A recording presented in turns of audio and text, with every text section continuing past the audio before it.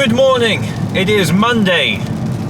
New week, second week of teaching at the University of Bristol, studying veterinary science. Now, the plan for today. So this morning there was a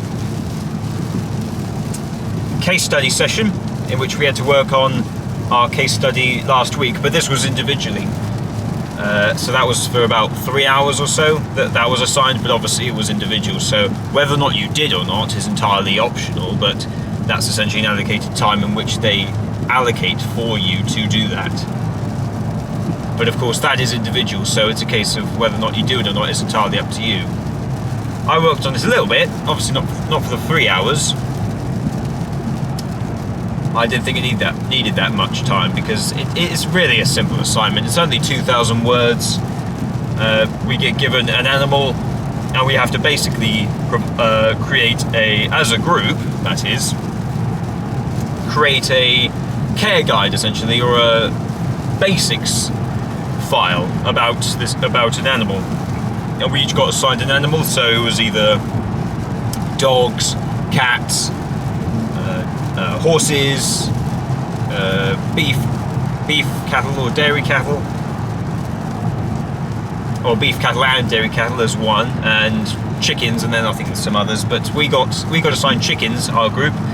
So yeah, you just get so the ILOs, the learning objectives, are essentially the basic, but quite the basic things you would expect: diet, husbandry, legislation surrounding them. Dietetics, I think,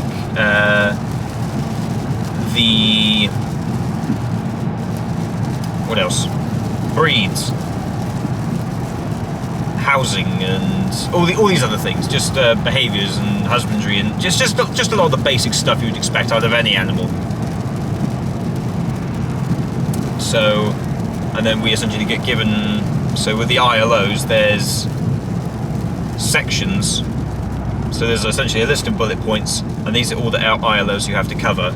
And so we essentially just writ them up and then assigned a task for each person to do. I got stuck with the legislation. Well, I chose to do legislation just because I thought no one's going to volunteer to do that one. And it was one that I didn't know fully about. I was familiar with some of it. Obviously in the UK, we're next to the EU, and obviously bird flu is relatively rife. It seems to be a very common occurrence here that bird flu outbreaks occur. And I keep chickens, so I know that when that happens, that I'm usually made aware, and we have to cover them, but they're already covered. So that's just a thing you have to do. I did find out, however, that apparently you have to, unbeknownst to me, that there's a new law coming into place very, very soon in the next few weeks about having to register any poultry, regardless of the size of flock. Because I believe originally it was, if you have a flock that was over the capacity of 50, you had to register it with a working body of sorts. I forget the name of the organisation, but yeah, you just have to do that just so that they can monitor bird presence throughout the country, and then they can, that's obviously data for them, but they can also notify about outbreaks of bird flu, because apparently bird flu is the common causality for spreading it is with backyard kept stuff. Because again, with like biosecurity, for instance, it's easily overlooked, because obviously if it's in your back garden in a little coop and no one knows about it, then well, who's monitoring it? No one's monitoring the stuff. No one checks up on your animals. Similar thing with, like, you can buy a reptile, and whatever you do with it is entirely up to you. You can buy rats and mice from a pet store, and if you decide to feed them live and to your pet reptiles, you could technically do that, really. Unless you got caught doing it, it's like, well, what's to stop you? Nothing's stopping you. There's no surveillance on it. There's no there's no regulation of it, so you can do it. But going off topic a bit, So yeah, so we got so that was this morning. But today we're going in now. We've got 5 hours, well 4 hours, but 1 hour's a break. An hour of nutrition, introduction to nutrition, an hour of professionalism, and I believe it's professionalism in the workplace, something along those lines. There is a personal. There's it's a budgeting lecture apparently, which I mean, I don't really know what that's going to be about really. If it's going to be about like your time at uni, how you budget, it's so bloody simple. You get given on the build-up to coming to university, you get given a butt ton of emails about budgeting, managing your finances, buying second-hand, not buying brand new, create like a plan, keep some savings aside. It's just all these simple things that's just for saving money. Obviously, I think the best way to save money is to not spend it. So just really actually think, before you buy anything, first ask yourself before that, do you actually need this? Is that an actual necessity? So, yeah, so we got that. So I don't know what that's going to be about. So if it's going to be all that interesting or enlightening, or if it's what I think it's going to be about, or if it's like, I don't know if it's going to delve into finances, like personal budgeting or something with, like as a vet or something, I don't know. So I guess we'll see. And then, yeah, there was one of professionalism, nutrition, budgeting, and I just can't remember the next one. But I don't think it was really animal related. I think it was another like professionalism, academic studies lecture. I don't think it was anything that was like about biology or animal health or diseases or pathology and whatever. I don't think it was anything to do with that. So I think it's not really much education from an animal standpoint, besides the nutrition session first thing. So yeah, so that's going to be quite interesting. Because I think nutrition is definitely a big part, because simple thing with dogs, for instance, you've got your wet foods, you've got your dry foods, you've got people who feed them spaghetti bolognese, you've got people who feed them raw meat diets and offal. So looking into all of that, but then sort of essentially spanning this across, because I believe, so essentially with the degree so far, the main consensus is going to be around your dogs, your cats, horses. Dogs, cats and horses seem to be the big ones, and then you've got a mixture of a little bit of like the farm stuff, so your cows, dairy and beef cattle, sheep, goats, chickens and pigs. I believe that's the sort of overall basis of what they want you to cover.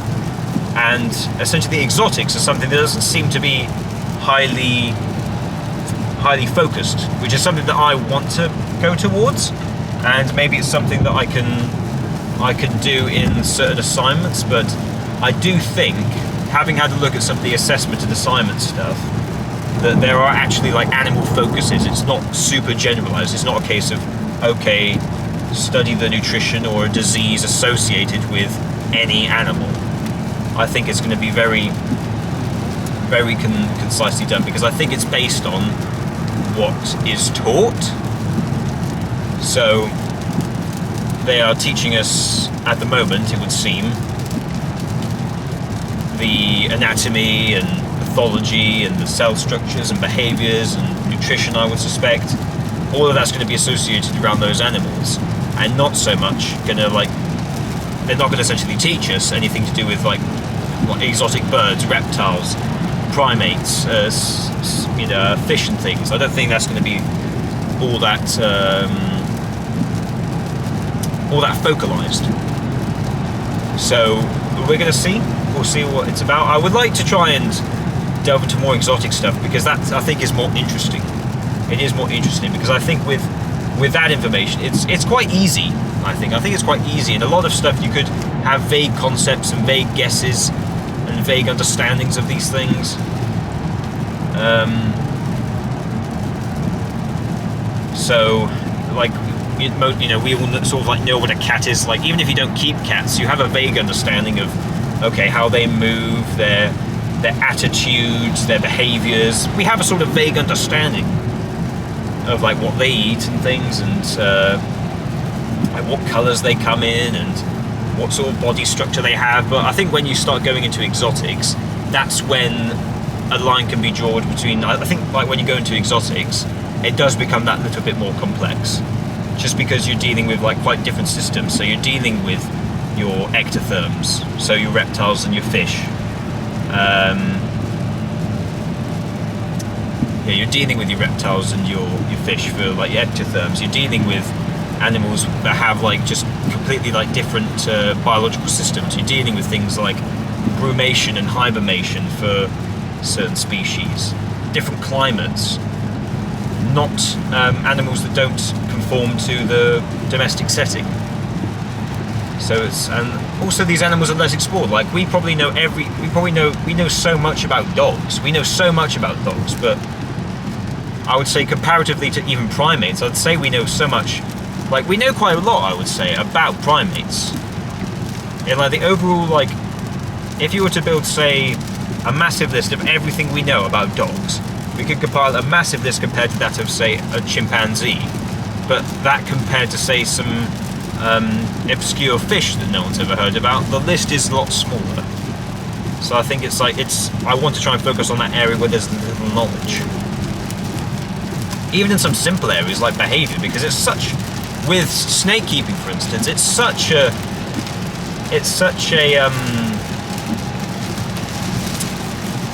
misrepresented species. Like the vast majority of people, when I approach them and say, oh, I keep snakes, the vast majority are afraid. The vast majority of the population are afraid of snakes, they're afraid of spiders, but it's so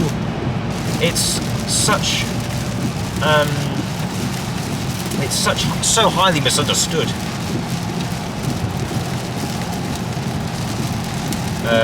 But yeah, we're sort of going off topic, and it is bloody pouring it down, and it's slowed a lot on this motorway.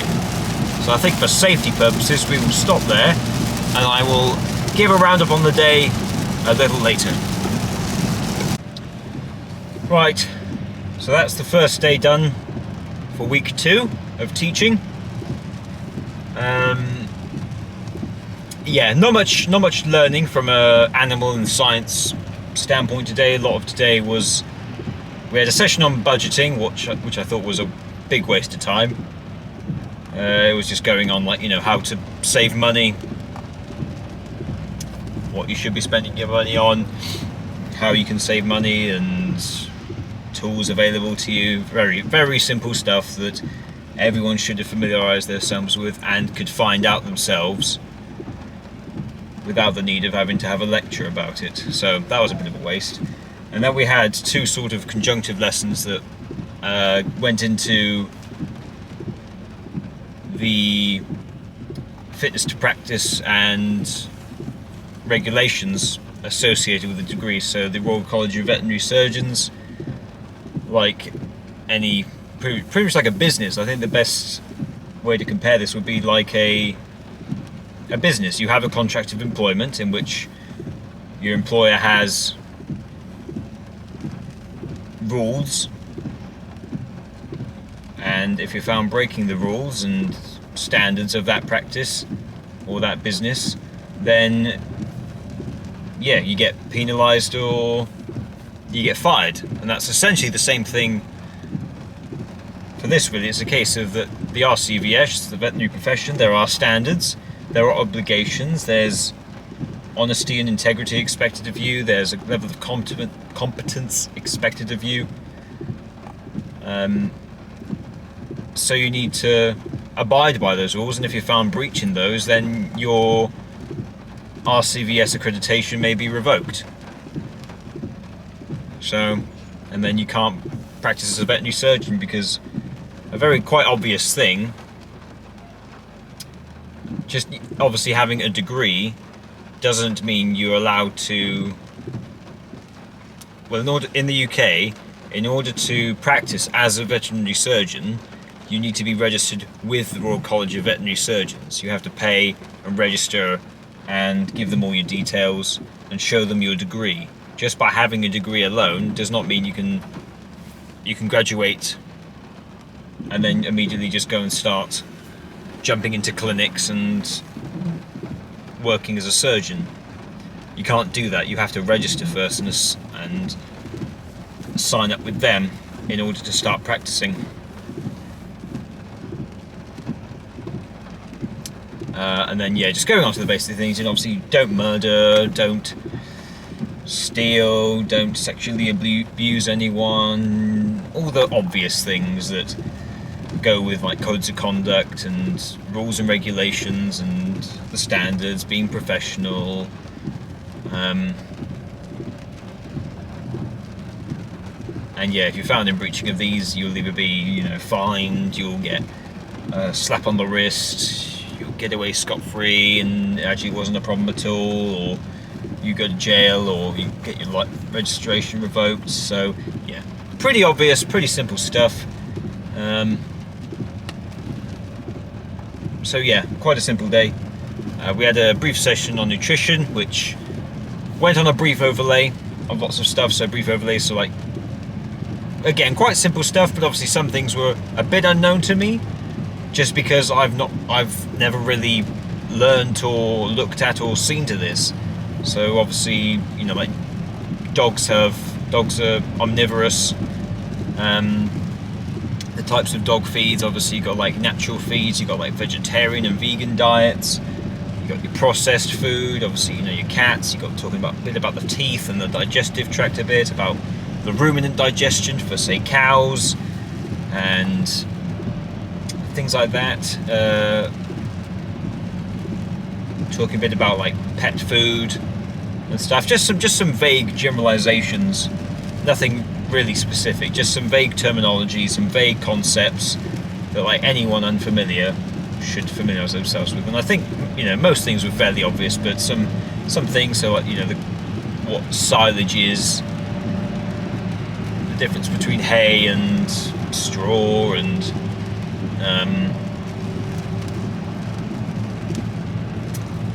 like horse diet, that you need to not overfeed them, and that it needs to be monitored how much they're actually intaking. And yeah, just lots of basic simple intro facts, which I thought was, yeah, again, it's another introduction session. So again, it's going to be more basic. A lot of it can be relative common sense. Some of it's, again, just a foundation to build up on. So it's, again, not what I'd expect. What I'd expect, really. But yeah, it's still one of those where it's like, I want to try and get into the nitty-gritty good stuff. It's just so much basic and foundation and stuff at the moment, and it's just, it's very laboursome and does drag on a bit. Like, I can go home now, like I've not got any async stuff today, so it's a case of, well, I can just go home now and do whatever I like. I need really, what is there to write up? There's nothing really to write up from today. A lot of it's quite basic, and what I can write up won't take me long anyway.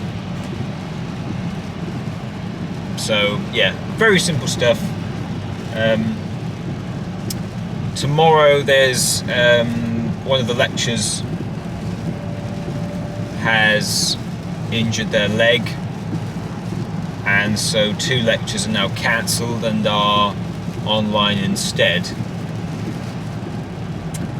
which creates a massive chunk, like a big 3-4 hour chunk in the day, which is great, because I have a morning session first thing at 9, I believe, and then I think I have like a massive gap to like 1-2 o'clock, I think, and then there's other lectures that day. So, oh yeah, a bit frustrating that, but like, We still have those lectures to technically look at, so we'll do that on the break. We'll catch up on our notes, make sure we're up to date, work a bit on my case study, and yeah, just have some hours, I guess, just actually doing some work. So yeah, that's the plan for tomorrow. It's been raining like mad today, so hopefully it's not too atrocious. A bit more sunshine and a bit drier, so it's not a laboursome drive home and drive in, because yeah, visibility and the speed on the motorways, yeah, massively reduced. And right now in traffic, which is lots of fun. So we'll go home now, get ourselves some dinner, settle into the evening. I've answered all my emails and done a bunch of quizzes and forms that were assigned at the end of last week. That's all finalised, so I can just mostly relax this evening and then try and get an early night for tomorrow morning, because we have to leave early to get in for the morning lecture. So we'll do that and we'll check in tomorrow morning.